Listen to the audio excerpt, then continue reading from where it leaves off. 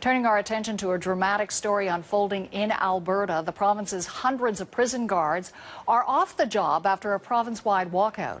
7 correctional facilities are affected, including a new remand centre that houses nearly 2,000 inmates.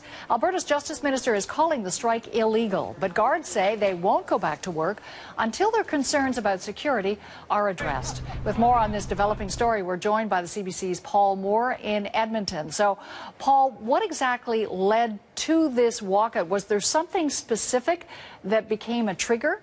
Well, Nancy, there have been concerns over staff safety inside facilities across Alberta for quite some time now, but this really came to a head after the suspension of 2 union members who sources say have told CBC News that they objected to the working conditions there.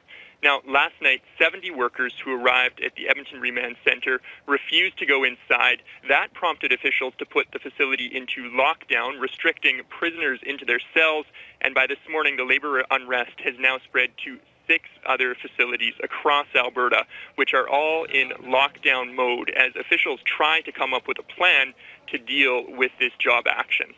Now, we've been reporting, Paul, that the Justice Minister of Alberta has been describing this action as illegal. Tell me more about how the provincial government is responding to this.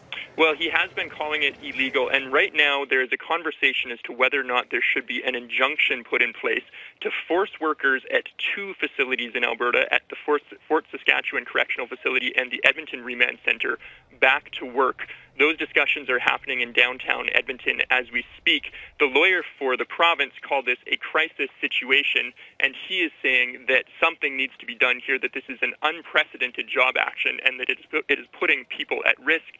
So he's saying that the 2 facilities, the 2 main facilities, need to go back immediately.